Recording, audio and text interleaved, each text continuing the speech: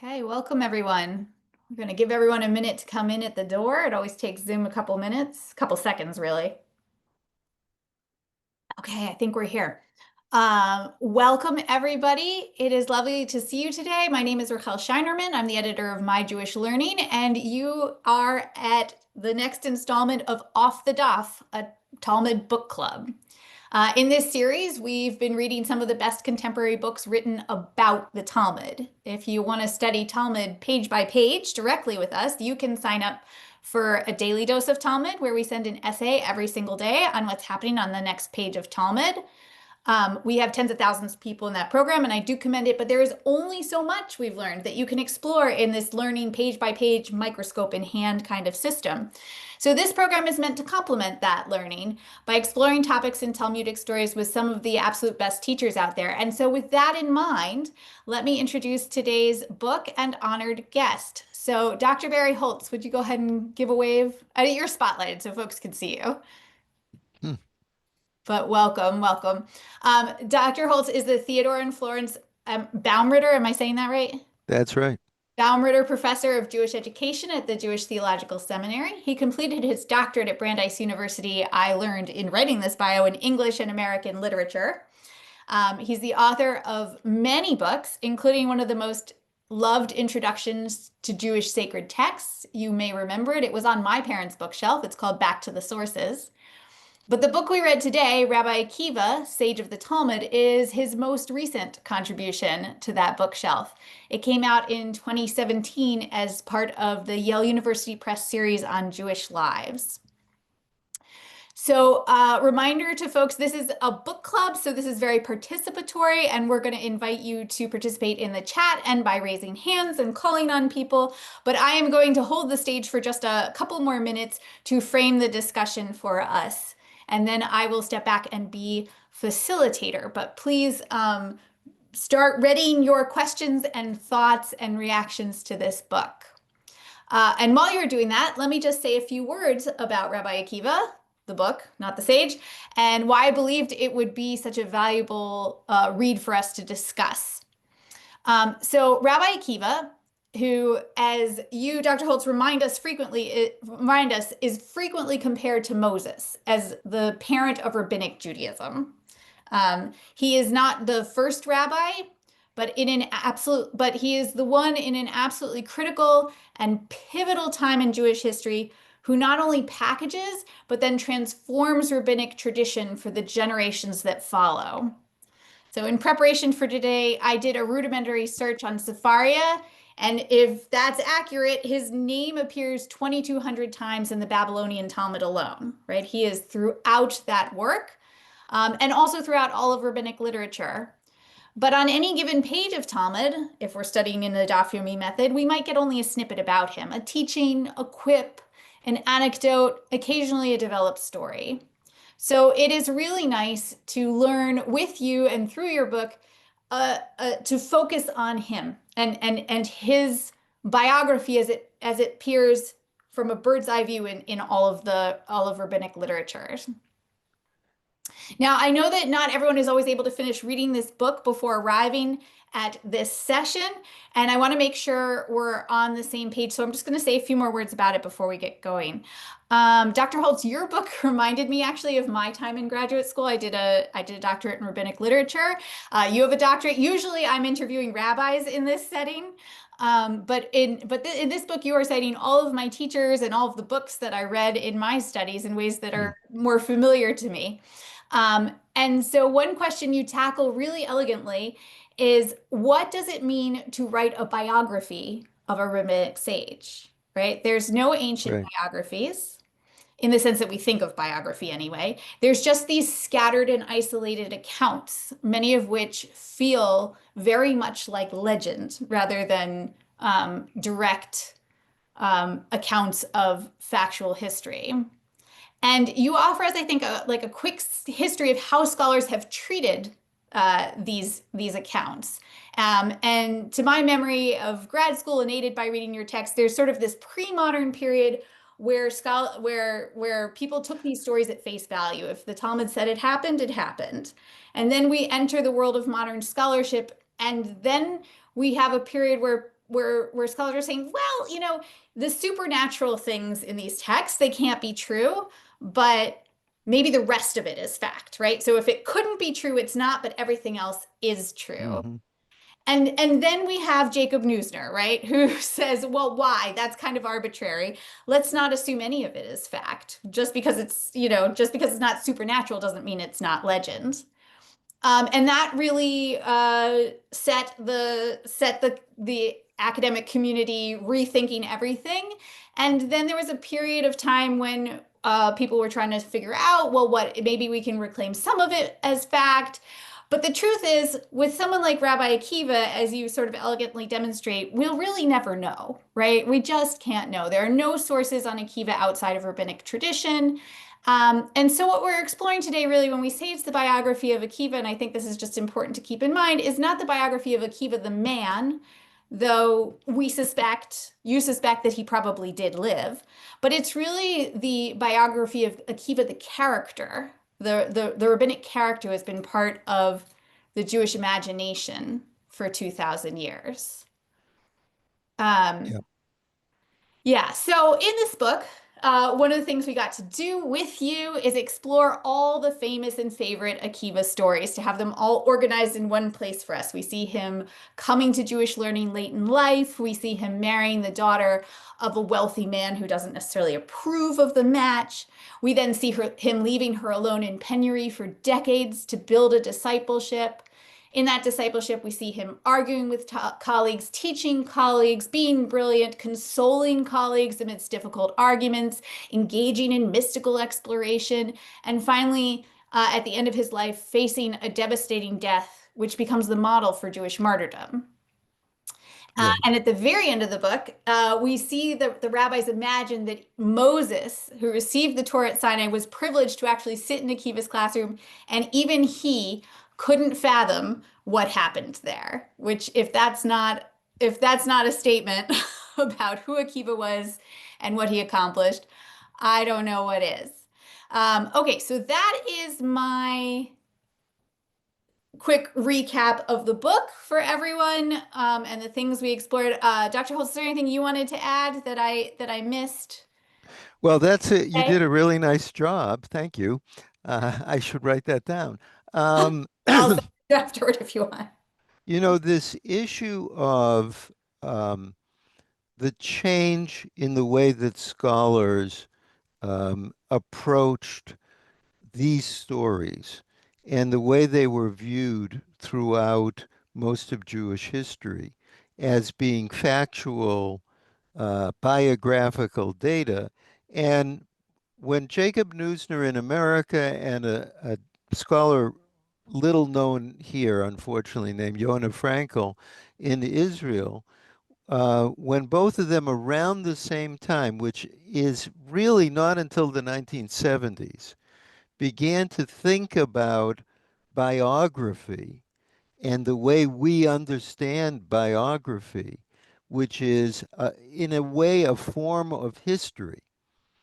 There's something off here because what can really establish the factuality of these stories when we don't have any outside information from outside of the Jewish tradition about these figures? And can we really call it a biography?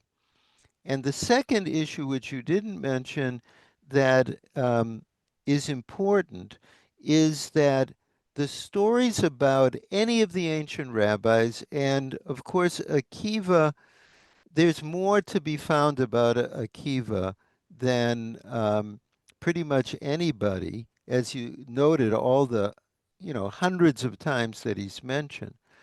But there are stories that kind of contradict one another. And what do we do about that? I can say more about that if you'd like, but we could move on. Would you like to? Sure. That's a thread I didn't pick up in my introduction. Let's explore it for a minute. And then while you're doing that, I want to invite folks in the chat to tell us which story stood out to you. Like what is the story you're taking away that you saw differently through this book, or learned for the first time through this book or you felt was really key to understanding Akiva. So, would folks do that in the chat? And in the meantime, Dr. Holtz, why don't you tell us about your thoughts about sometimes contradictory accounts? Yeah, I'll give the most famous example.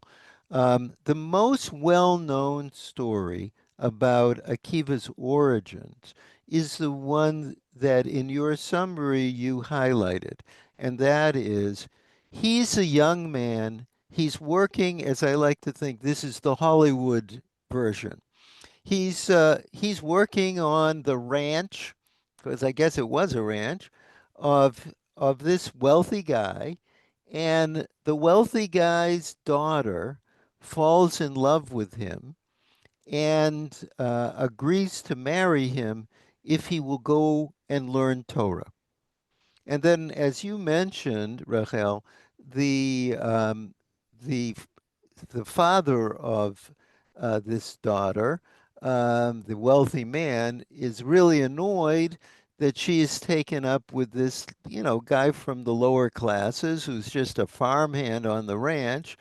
And he disinherits the wife and kicks them out, and they get married and they live in poverty, et cetera, et cetera.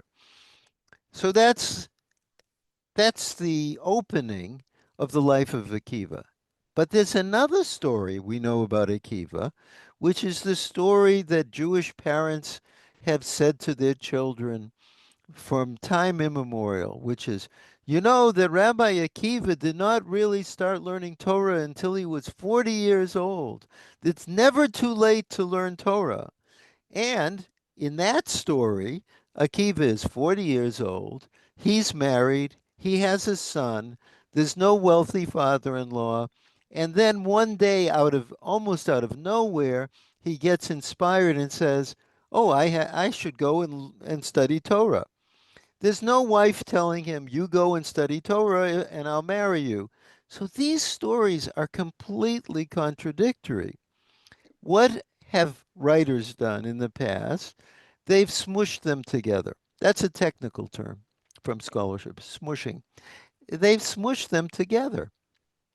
I did a little read of children's books about Rabbi Akiva, or where the story of Rabbi Akiva appears, starting in the 1920s, the 1950s, and then the 1970s. And they all smushed together these two things. So part of what I tried to do in the book was take the way modern scholars understand the uniqueness of the stories and try, when there were contradictory stories, to present both of them. And my goal was to ask the question, why was this story preserved? Throughout, there must have been thousands or at least hundreds of stories floating around about Rabbi Akiva back in ancient times, but only a certain number found their way into the Talmud and the Midrashic works. Why these? What were they trying to tell us about this great hero? And that was an important focal point for my investigation of the literary inheritance we have about Rabbi Akiva. Thank you. Thank you for highlighting that. See, my brain keeps wanting to synthesize things that don't shouldn't be synthesized, and even in the presentation. Um, okay. So let's turn to some comments from the audience. Okay, someone whose Zoom handle is REA, but she says her name is Deb. So I'm assuming you're using, I'm going to bring you to the microphone because I would like you to ask your question yourself. Deb, are you there? Yes, I'm here. Okay, hi. Hi. So you say in the comments, I see Rabbi Akiva's example of teaching Torah openly during troubled times as being especially apt for our own times. Would you elaborate on that for us? I just think that in these times of high anti-Semitism, it's just really important to be openly Jewish and turn to our tradition as a source of comfort, but not hide it. Thank you. Yeah, Rabbi Holtz, did you see analogs between like our times and Rabbi Akiva's times when you were writing this book? Were you thinking in those terms? Do you think of it Well, different now, 10 years later, or 8 years later, I should say? it's interesting. When I when I wrote the book, which was it came out in 2017, so I was writing it for a couple of years before. You know, the landscape was so incredibly different at that time. And the issue of Jewish identity in regard to anti-Semitism and in regard to anti-Israelism, anti-Zionism, all of these kinds of issues, if it existed, it was really under wraps. So I was not at all thinking about that. Now, in regard to Deb's comment, one of the things that we should keep in mind is the analogy between our time and his time can't ever be a precise one, not only because of the gap of history, but because at the time when Akiva lived, the Jews in ancient Israel were living under the oppressive rule of the Romans. And the Romans, you know, the story about Akiva teaching in public and the implications of that for what happened to him, namely his execution, was because the Roman Empire was not interested in Jews revolting, and they saw that the teaching of Torah was leading to the possibility of Jews clamoring for a kind of independence that Rome was not interested in. And at least up to now, in our lives here, um, happily, we are not living under that kind of what we would call nowadays state sanctioned anti Semitism. There is anti Semitism in America and in other countries, but it's not state sanctioned. If that were to happen, then of course we would be in a much more difficult situation. That is what makes America in modern times so different. Yes, Most of absolutely. Jewish history is Yep. the lack of state sanctioned Yeah. anti-Semitism. I agree. You know, I came of age in like the 90s and the early 2000s, and I had the Holocaust education as a kid, and the tagline was never again. It could happen even here in America. And I remember thinking, yeah, maybe, Hmm. right? Like not taking that all that seriously, but hearing it and knowing Yeah. that, um, and I agree with you, Deb. Like I would not have predicted the necessarily the rise in anti-Semitism that we've seen in the last decade based on my personal experience. But I was also a kid, and now I'm grown up, and I have a better sense of the arc of Jewish history. It feels a little less surprising to me, honestly. But yeah. All right, let's turn to some more questions. As long as we're on state-sponsored anti-Semitism, Sandy or Neil, or maybe both, want to know how much of the disaster of the Bar Kokhba revolt should we blame on Rabbi Akiva? That's interesting.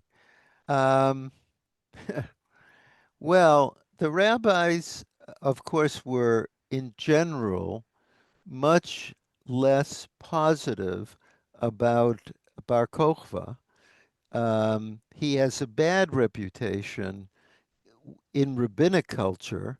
He later becomes a kind of strange hero um, for um, for for Jews in modern times, but those rabbis felt that he brought a great disaster on the Jewish people because the revolt was an utter failure, and it led to even more um, oppressive policies of the Roman Empire in Palestine.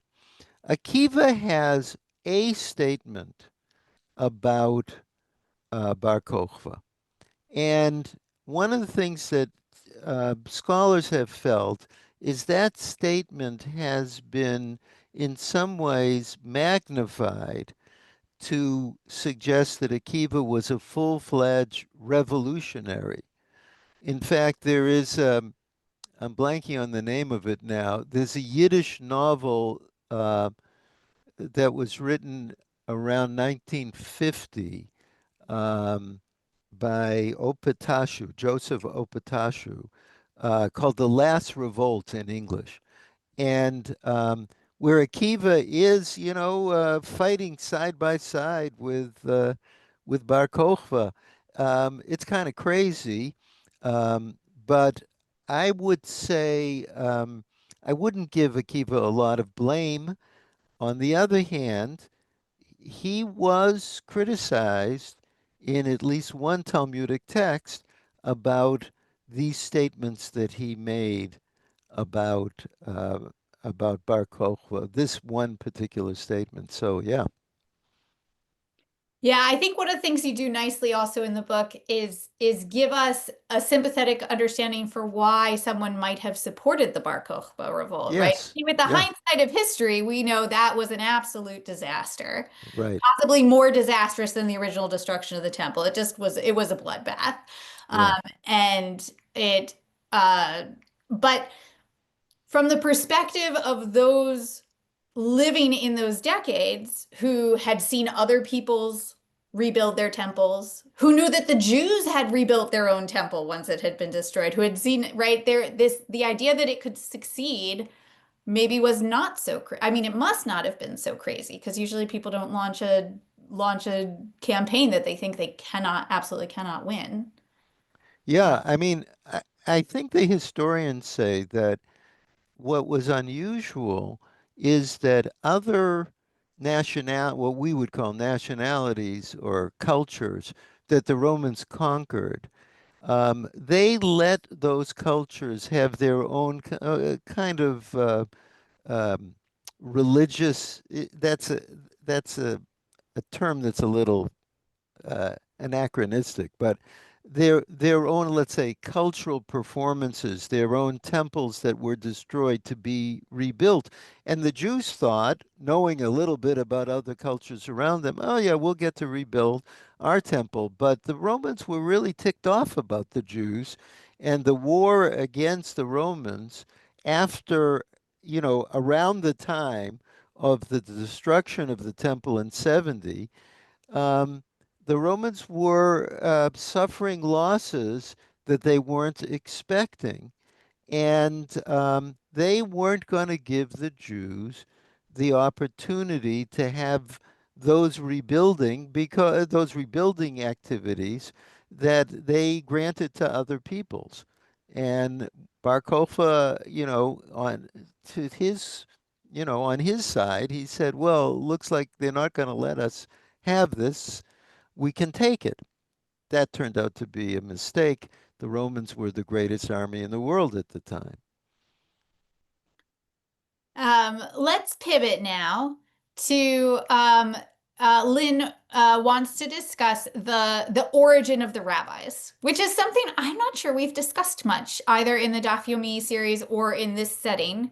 And I went to grad school and people would say, oh, they're the intellectual heirs to the Pharisees. So what do I mean? Like in the first century, which we jokingly call the period of sects and violence in Jewish history, right? Judaism, there were these major sects of ways of interpreting the tradition. One of those was the Pharisee, called the Pharisaic sect, the Pharisees, and the rabbis seem to be the intellectual heirs to them. And that's about as much as we can say, I think, about the origins of the rabbis. I think you address this question, which is a very obvious, when I think about it, question to ask without an easy answer. Like, where did the rabbis come from?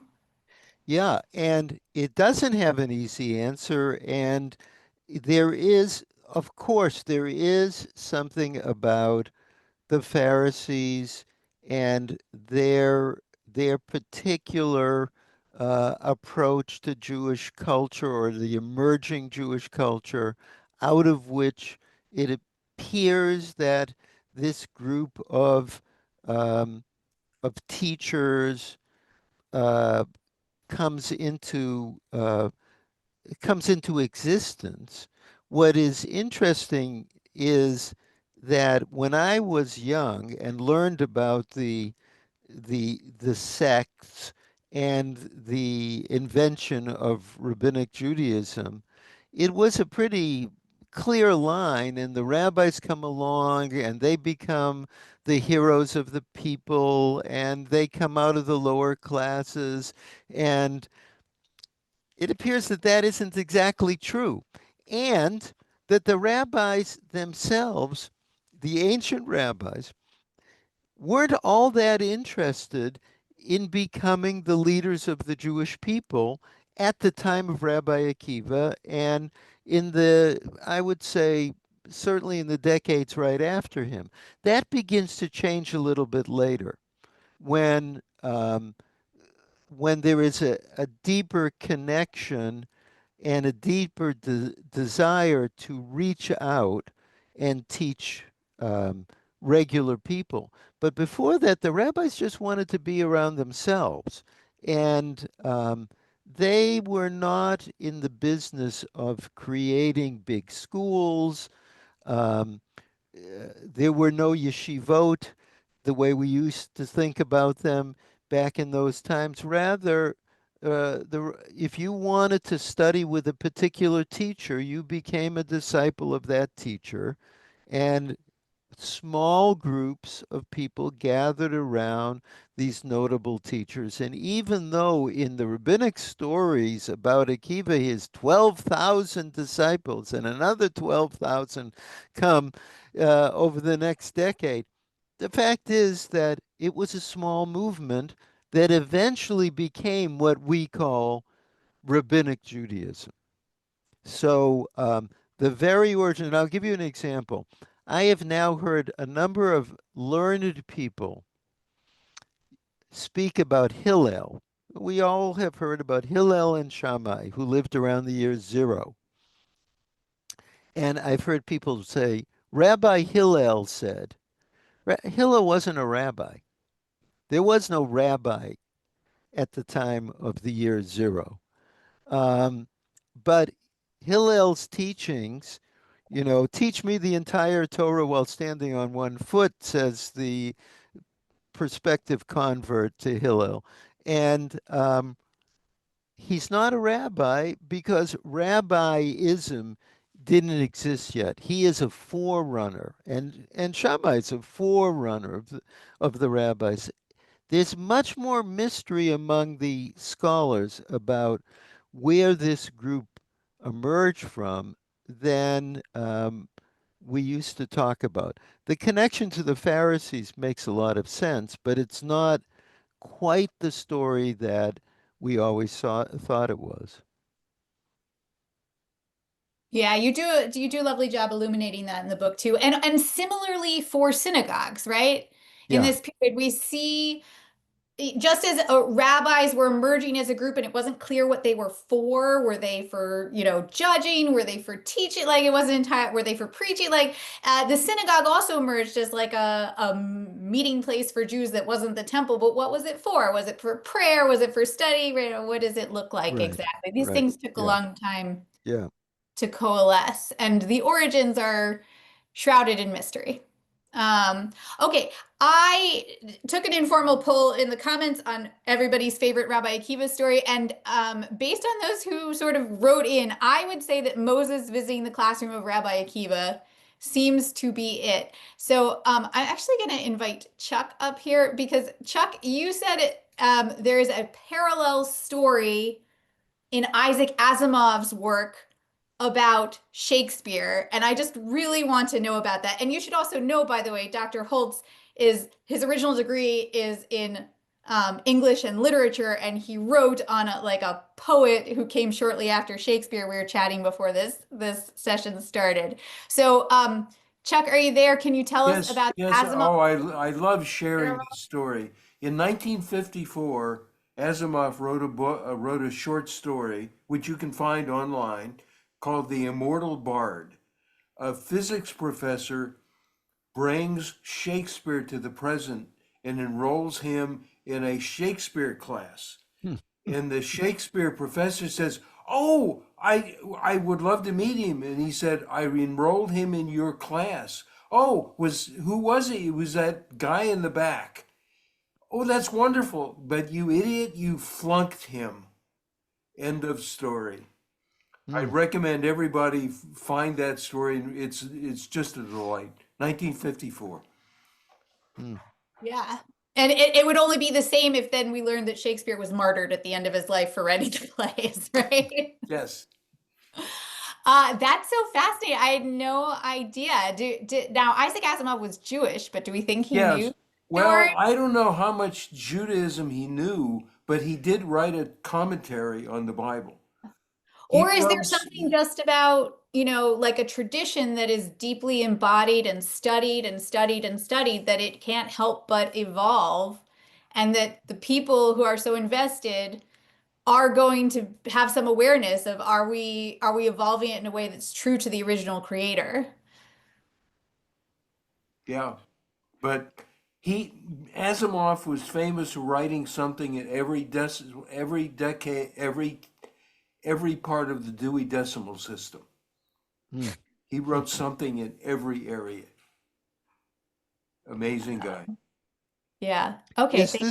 Is this story familiar to everybody? Should I retell it, or do you have from your poll? Do you see that that seems to be? The story of Akiva of Moses in Akiva's classroom.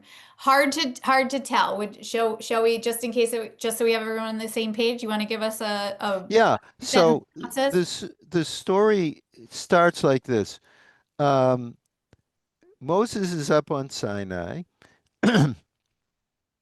and he is getting impatient. He wants to bring the Torah down to the Jews, or actually at that point the Israelites, and he sees that God is spending a lot of time doing decorations on some of the letters in the Torah. There are I think it's 8 different Hebrew letters that have an ornamentation on the top. You see it in Torah scrolls today, that are called crowns, little crowns. So Moses basically says to God, "Listen, um, why are you wasting my time?" And he wouldn't say it like that exactly, but why are you spending this time with all these decorations? And God says, "Well, someday there's a guy that's going to come along, and he will be able to interpret heaps and heaps of interpretations just based on these little crowns." Moses is amazed and he says, "I'd love to see this guy." And God says, "Well, his name is Akiva ben Yosef, and I'll show you." And then, in a terrific example of rabbinic imagination, God creates a time machine and thrusts Moses magically into the back row of Rabbi Akiva's class. And Moses is sitting there, and Rabbi Akiva is teaching, and he can't understand a thing. Can't understand what Akiva is saying. And he's very depressed about this, until Rabbi Akiva says in one of his explanations, "And this is a tradition we learn from Moses." And that makes him feel better. And he goes back to God, and the story continues, which I won't go into. So I've I think the reason why in your poll a lot of people pick this story partially is the imagination. Um, you know, these ancient guys had a lot that we should give them credit for in their own storytelling. And the other thing is, this is an idea very deeply embedded in Judaism, which is that the Torah gets reinterpreted for in each generation, so that you could say that if you wanted to continue this story, you could say, and if you took Rabbi Akiva and you put him in the classroom of Maimonides, would he understand anything Maimonides is saying? And if you took Maimonides and put him in the classroom of the Baal Shem Tov, would he understand anything the Baal Absolutely not. Shem Tov was He'd saying? be so mad. And if you took the Baal Shem Tov and you put him in Buber's classroom, he wouldn't understand what Buber was talking about, etc., etc. That we are constantly finding new meanings in Torah, and we are constantly, in some ways, relying on the past and surpassing the past. Thank you. All right. Glad to know what the favorite story is. If you disagree and think there's a story that should be to have top billing, I'm still curious to hear it. But as long as we are sitting with Rabbi Akiva, with Moses and the crowns, we do have a question about what was so innovative about Rabbi Akiva's method. Because one of the things you point out for us in the book is, well, Rabbi Akiva does have like a very revolutionary interpretive method. He doesn't actually interpret the ornamentation on the letters, but Yeah, he does interpret every letter, right? So right, he never quite right. makes it that far, but he does interpret every letter. So this one's from Glenda. She wants to know, can you elaborate on the study methods that Rabbi Akiva innovated? And would it be correct to say that he innovated innovation in study? Well, I would say this. I don't think that Rabbi Akiva invented close reading of the Torah text for interpretations, but he took it very deeply. Now, um, you know, one of the stories that I love um, is a story about how when Rabbi Akiva decides to go study Torah, this is the other origin story, not the Akiva on the ranch story. He goes to study, and he goes first to a Melamed, a simple, what we would call a Hebrew school teacher, and he learns the entire Torah, and he realizes he has to go on to bigger teachers than that. So he goes to the two greatest teachers of his time, Rabbi Joshua and Rabbi Eliezer ben Hyrcanus, and he studies with them. And what he does is he keeps asking them questions. He says to them, why is this Aleph here? And they can't answer him. Why is this Tav here? The last letter in the Hebrew alphabet, which we understand to mean he asks a question about every word in every letter, and they can't answer him. So he is asking questions that hadn't been asked before. The Torah must give meaning in many different ways. And another one of Rabbi Akiva's contemporaries um, explains this story, and he says, Akiva was like a person who was digging under a giant boulder. And people would come to him and they would say, why are you digging under this giant boulder, sir? And he says, well, I want to throw this boulder into the river. And they said, no, you can't throw this boulder into the river. Who could do such a thing?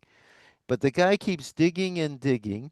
And finally, he undigs this boulder and tosses it into the Jordan River. And Rabbi Tarfon, who tells his story, says, this was Rabbi Akiva. He took the traditions that he learned from Rabbi Joshua and Rabbi Eliezer, and he said to them, not those traditions, but new traditions. And he surpassed them. How? By asking questions about the text. And that is the modality of Jewish interpretive history, to read every letter in the Torah, certainly every word, as meaningful. And, when Professor Heschel wrote a book about the teachings of Rabbi Akiva, um, he he said, you know, Akiva became the hero of the Jewish people because of the way that he taught us all how to read with such depth.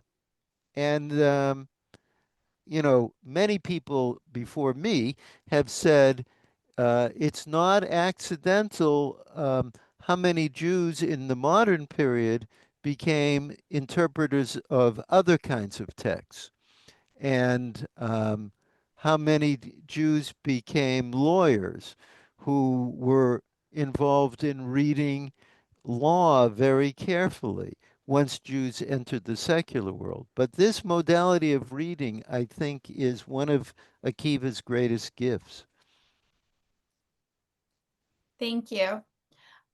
Folks want to talk about Rabbi Akiva and Rabbi Eliezer and their fraught relationship. Ah, It really comes to a head in the Oven of Achnai story. But mhm. do you want to say a few words about that for us? Yeah, Akiva had these two teachers, Joshua and Eliezer ben Hyrcanus. Cop, Eliezer came, bad cop? well, what? No, just kidding. I said good cop, bad cop. Yeah, yeah, good cop, bad cop. Um, Eliezer, in my view, in my reading, is jealous of Akiva. And Joshua understands what a great gift he is to the world. And Eliezer does not treat Akiva very nicely. Akiva is extremely respectful of Eliezer. There's a story, one of my favorite stories, a story, by the way, that I didn't know until I worked on the book. Akiva is coming to class, to Eliezer's class, and he's late.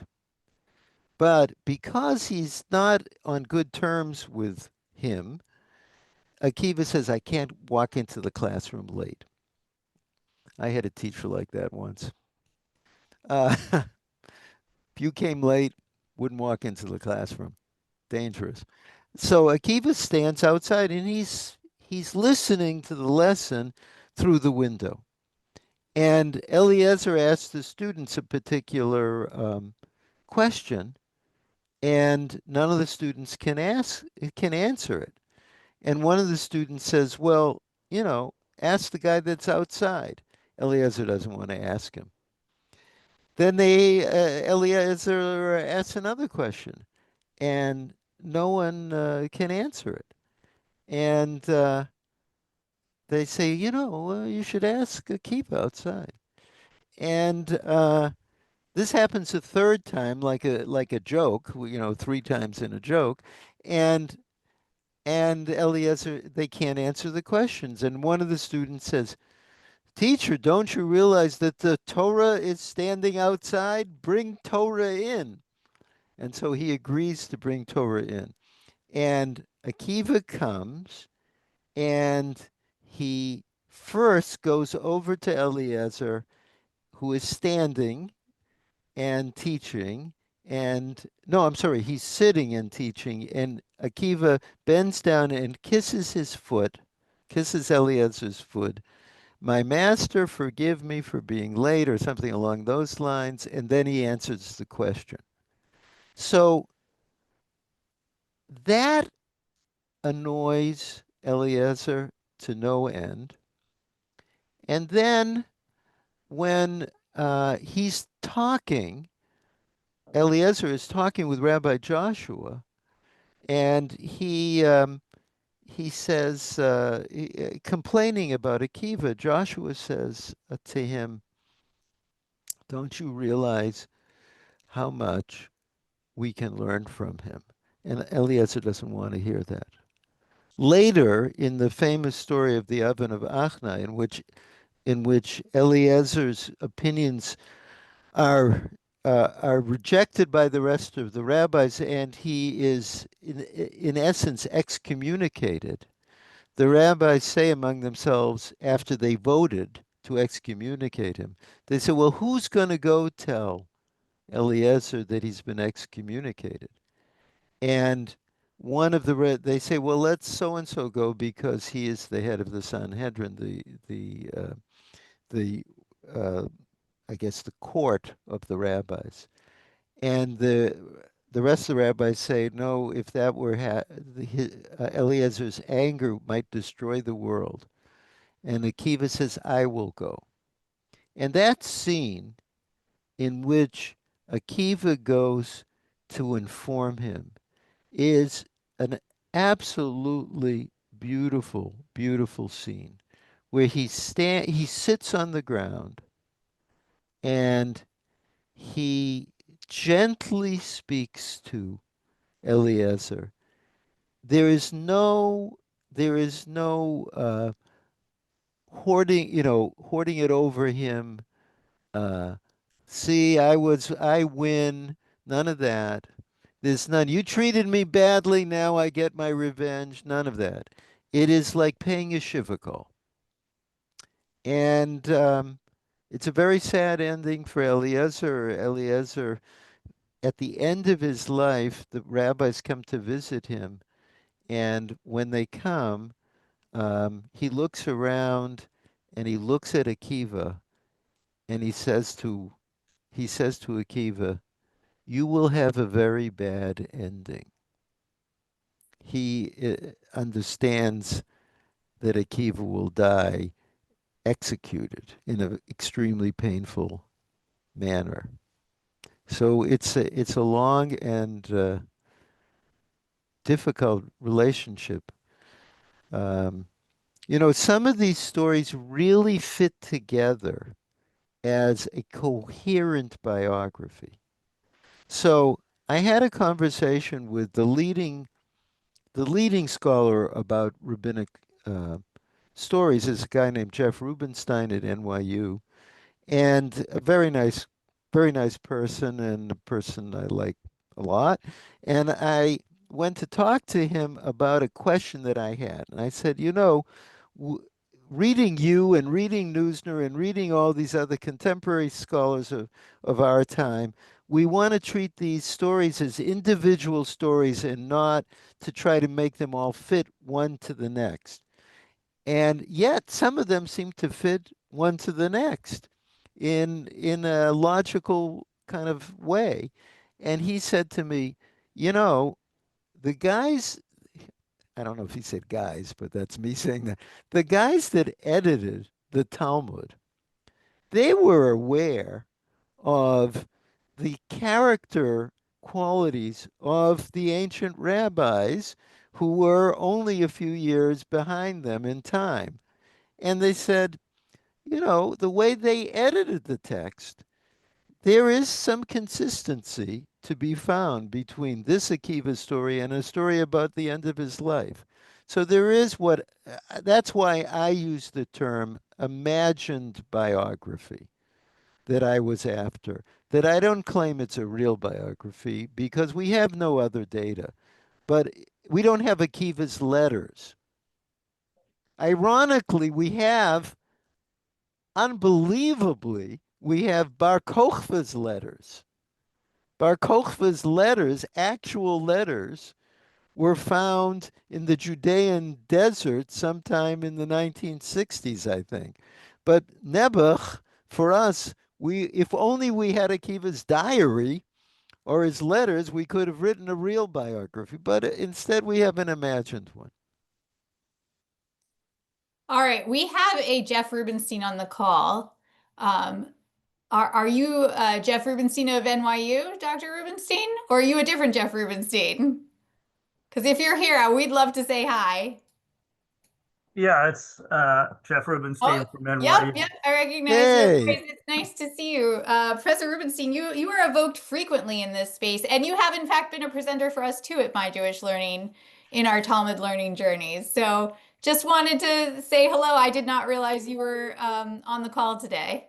Yeah, well, I very much like Professor Holtz's book. I mean, as he mentioned, we talked about it, and I think too much of the writings on the rabbis does fall into that trap of these stories really happened, or we could figure out the historical kernel behind them, which I think is problematic. And so I thought this book addresses that with sophistication.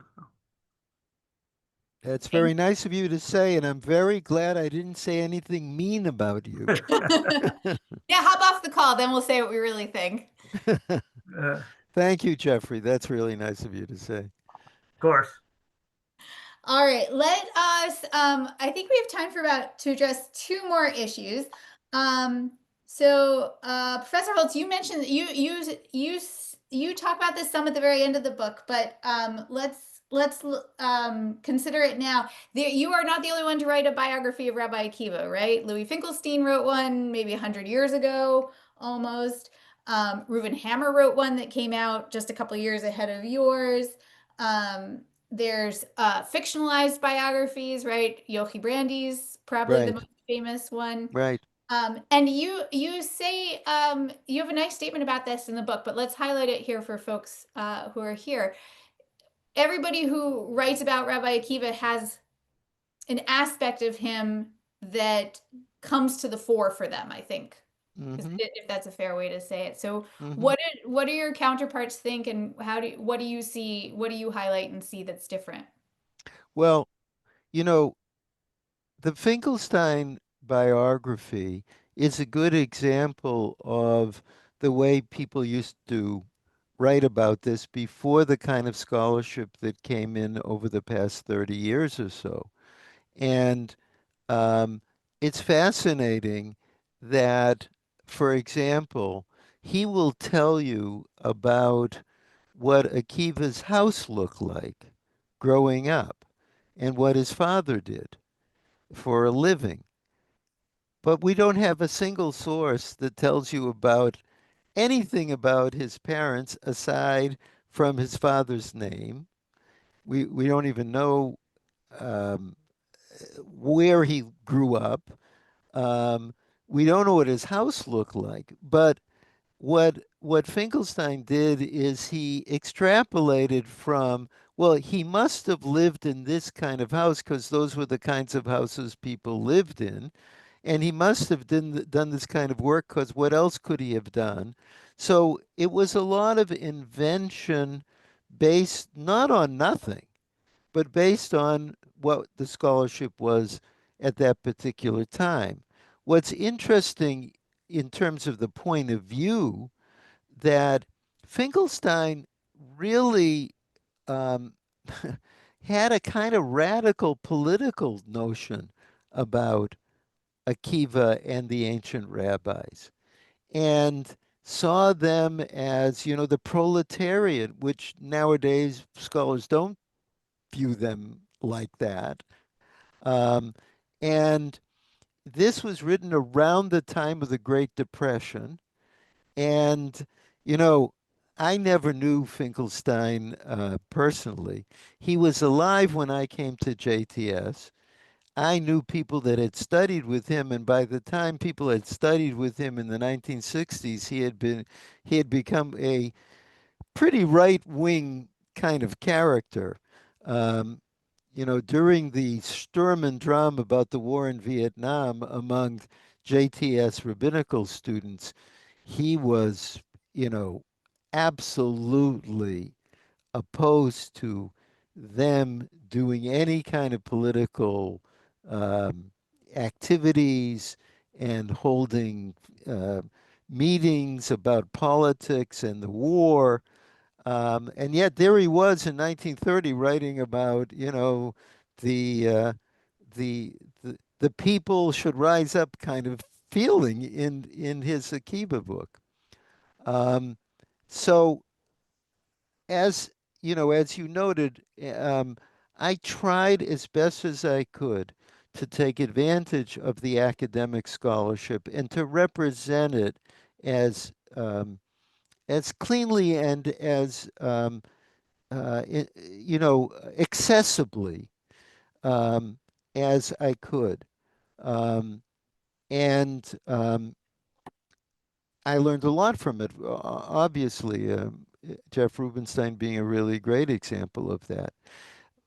you know, at the end of the book, I talked about my Akiva. Um, I had a conversation early on about when I started writing the book with a friend of mine, a teacher of mine, a really great Jewish scholar, Art Green. And Art said to me, well, I know Finkelstein's Akiva, and I know he had one other example, Judah Golden or somebody like that, Akiva. What's your Akiva?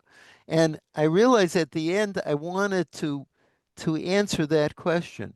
And for me, it was very much the beauty of the community of the ancient rabbis, where you have all this world revealed to us in the pages of the Talmud and some of the Midrashic texts of these people wandering around the landscape of ancient Palestine, having these fantastic conversations, agreeing with one another, disagreeing with one another, and this sense of chevra, this sense of a group of connected friends who were able to disagree with one another, put up with one another sometimes, and yet you can really see the sort of the love of community that is embodied in the world of the ancient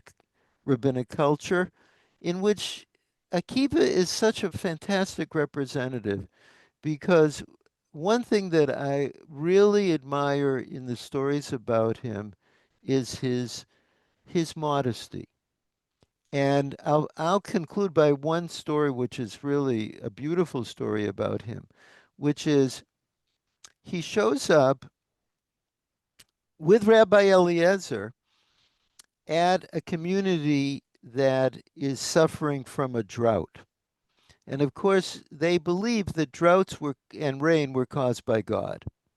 So the community's in trouble, and they turn to these two scholars to intercede on behalf of with God. And Eliezer goes and he recites these 20 different prayers or 21 different prayers that you're supposed to say to alleviate a drought. Nothing happens. And Akiva gets up um, and he gives a one-line prayer that begins with the words Avinu Malkeinu. It's the origins of our Avinu Malkeinu prayer, which of course is much longer than what Akiva is said to have spoken. And it rains.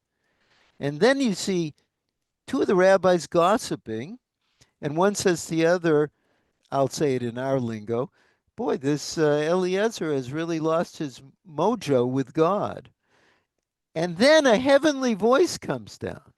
And the heavenly voice says, don't think that this one's prayers were answered because he was greater than that one's prayers, but this one's prayers were answers because he sets aside his anger and never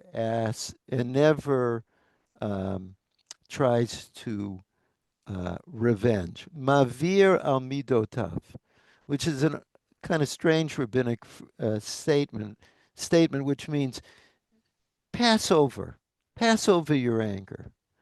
It's, I think, in our times, the principle of kindness and the principle of passing over the anger we may feel is a very good one. And in that sense, Akiva is a beautiful model. I think that's a great place to leave it, not least because we're at the top of the hour. So thank you, Dr. Holtz, for being our teacher in this book and for this hour.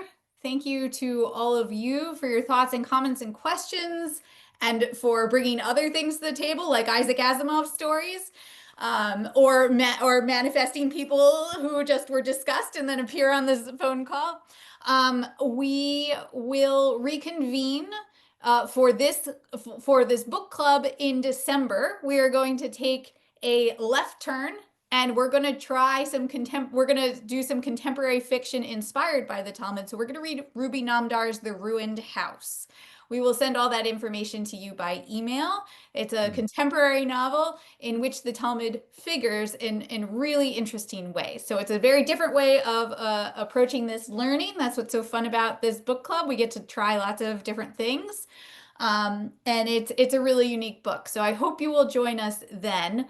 I think there was, to me, a very, very vague Hanukkah connection, which is why I scheduled that one for December. Is Ruby going to be part of it? Do you have Yes, Ruby? he will be here, just as you were here. Yeah, So he's fabulous. He's fabulous. he is. The goal for this series was to as much as possible have the authors on the calls for the book club. And so far we're batting 100 on that. Everybody has That's been great. so lovely and accommodating, showing up to talk to people about their books. And we've just been really so lucky here. So I will wish you all a lovely Tuesday and happy continued learning. And we shall continue forward soon. Thank you, Dr. Holtz. Thank you to all of you. Everyone. Thanks everyone for coming. It was great. Yeah, Great to have so many people here.